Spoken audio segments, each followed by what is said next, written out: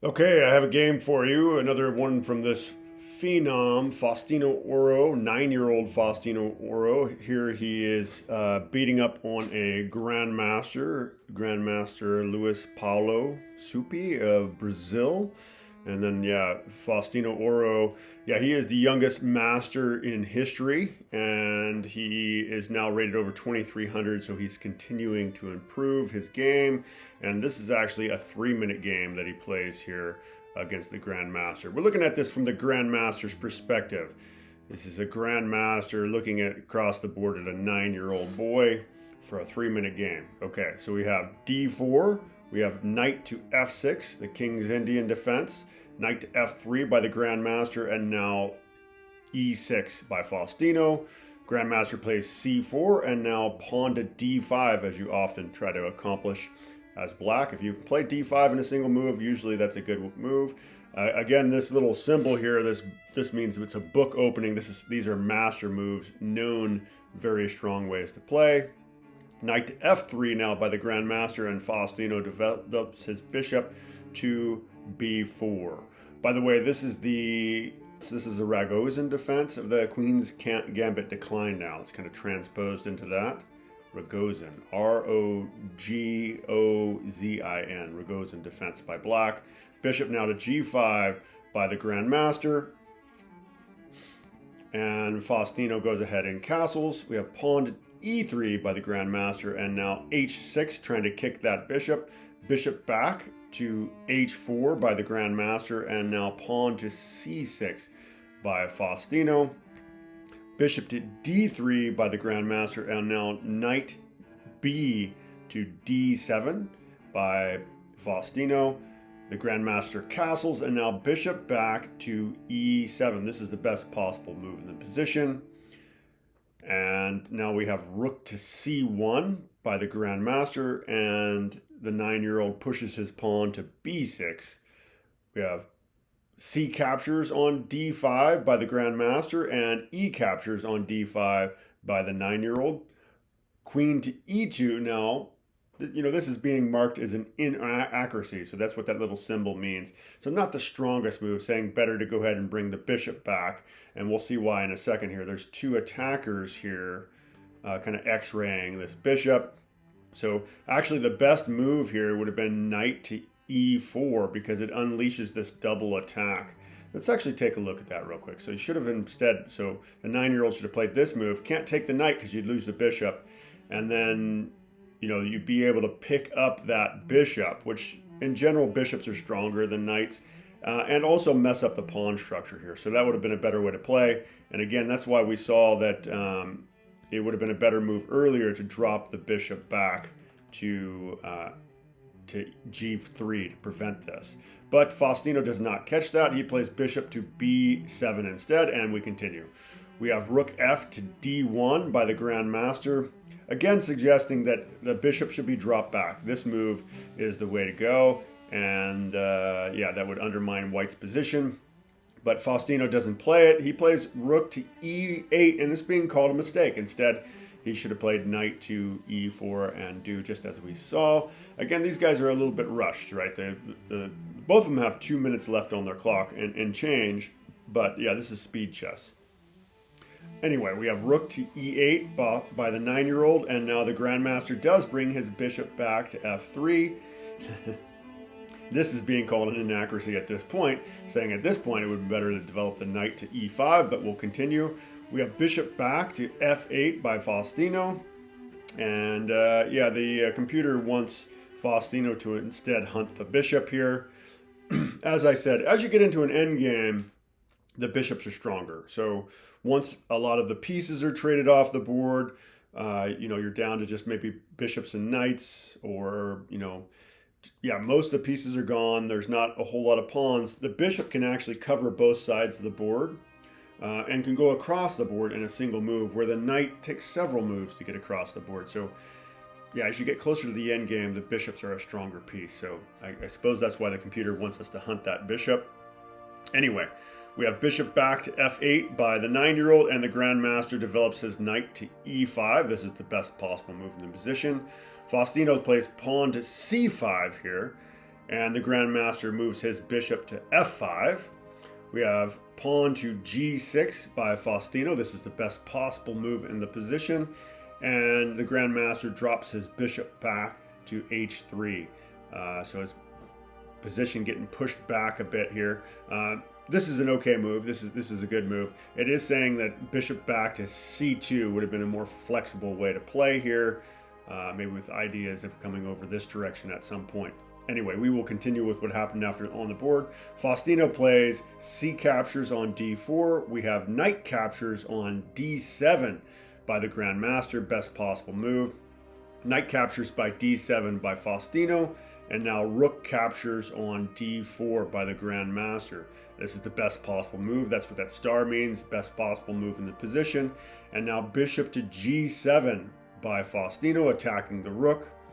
And the Grandmaster drops his rook back to d1. And this is being called an inaccuracy, and we'll kind of see why here. It's actually saying he should have captured the pawn, and he'd end up going down a little bit of material, but not as bad as it turns out otherwise. Knight now to c5 by the 9-year-old, best possible move in the position. And the Grandmaster develops his knight to b5. This is being called a mistake. Instead, he should have moved his queen to c2 because, yeah, this move here, bishop pinning the knight now to the queen.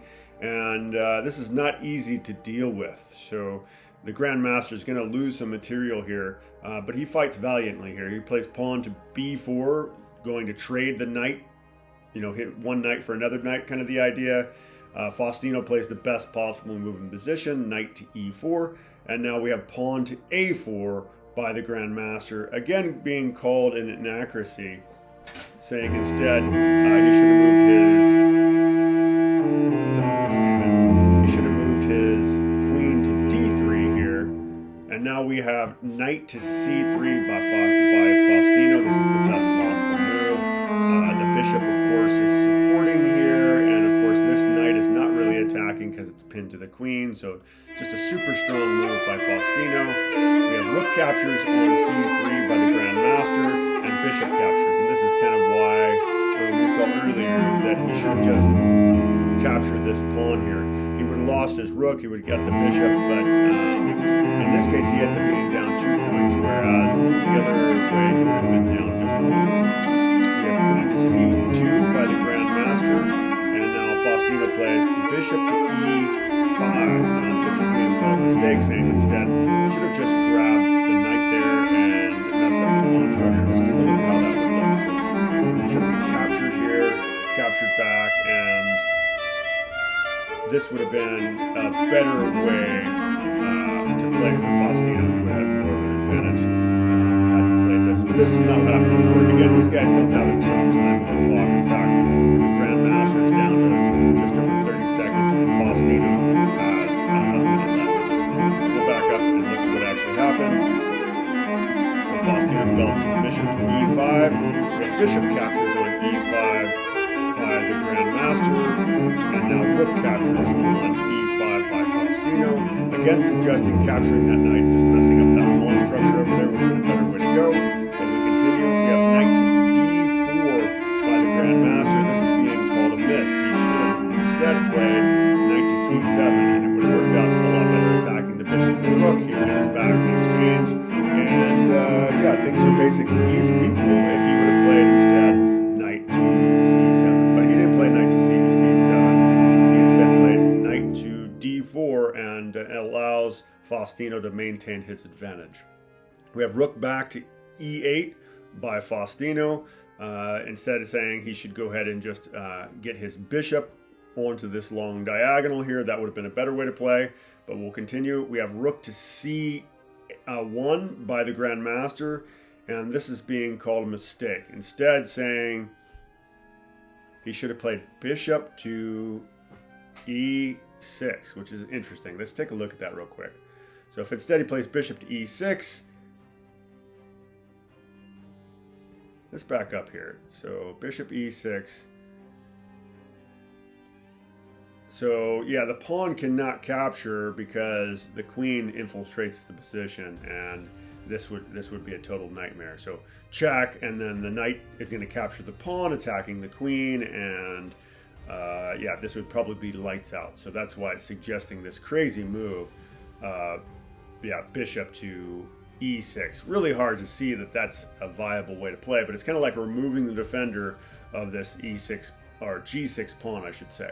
So pretty interesting stuff. Again, these guys don't have a lot of time to calculate all that, though. We have bishop back to c8 by the 9-year-old, and now knight to c6 by the Grandmaster, attacking the queen.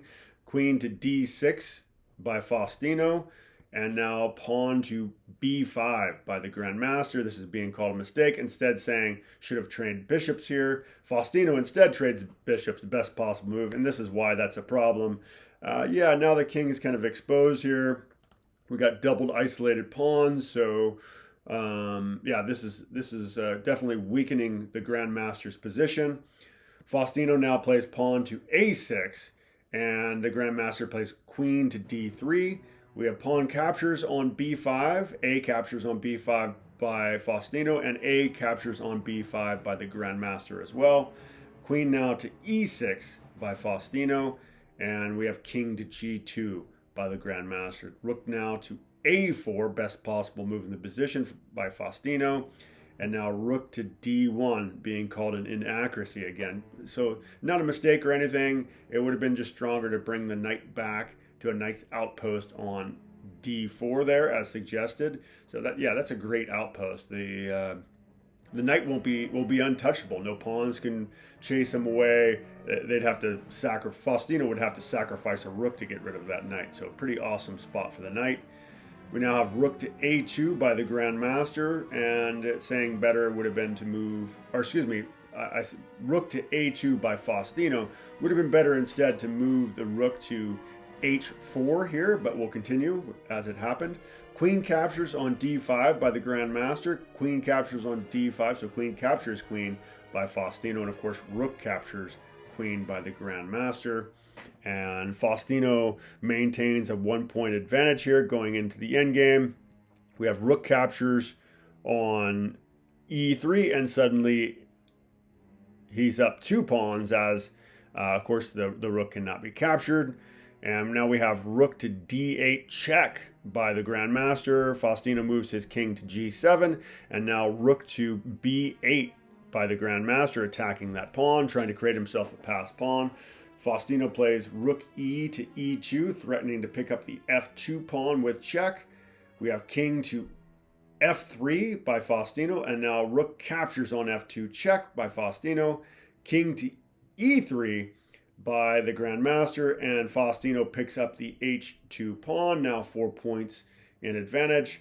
And the Grandmaster picks up the b6 pawn now, creating a passed pawn for himself. So now this pawn has some hopes of maybe becoming a queen. Rook captures h3 by Faustino, checking the king. King now to d4, best possible move in the position by the Grandmaster. And now rook to rook h to h2 by Faustino. And the Grandmaster moves his rook to b7. Rook h to b2 by Faustino, getting behind that pawn. And now king to c5 by the Grandmaster. Pawn to h5 by Faustino, best possible move in the position. And now knight back to e5 by the Grandmaster. Faustino advances his pawn to h4 now, and we now have rook captures f7 check. And Faustino moves his king to h6. Rook now to f8, excuse me, by the Grandmaster, and Faustino advances his g-pawn to g5. Rook checks on h8 by the Grandmaster, and Faustino is forced to move his king to g7, only possible move. Rook now to h5, attacking, really attacking both pawns here. And Faustino now attacks the knight with king to f6. Knight now to g4 with check, and Faustino attacks the knight once again with king to f5. We have knight e3 check by the Grandmaster, and Faustino attacks the knight with king to e3. Knight to d5 check by the Grandmaster, and Faustino now attacks the rook with king g4. And now, yeah, the Grandmaster advances his pawn, hanging his rook. So, not sure what his idea was there, but it says that move is okay, but yeah, he just loses his rook. The rook is gone now. We have knight now to f6 check after, of course, the king captured on h5. Knight to f6 check. King goes after the knight on g6 now, and the knight moves back to d5 here. Faustino checks the king with rook to c2. We have king to d6 by the Grandmaster, and Faustino moves his a rook to b2. And the Grandmaster ran out of time here, but it's pretty obvious that this position is totally won for Faustino. Faustino only had 7.4 seconds on his clock, but he's very good at these sort of games. He would have converted this being up more than a rook. He's up, what, 8 points? Is that what it is? Yeah, he's up 8 points. This was a pretty easy win for Faustino. He could even trade his rooks for the knight and the pawn and then just promote a queen with the other 2 pawns. So yeah, that was the game. This 9-year-old crushes a Grandmaster, as he often does. He plays a lot of games against Grandmasters. He wins some, he loses some, but yeah, Faustino Oro, pretty awesome. Yeah. If you're interested in taking chess classes with me, I am doing chess classes. LegendaryChess.com is my website, so you can check that out. There'll be a link in the description. But yeah, thank you for joining me for this. Take care. Bye-bye.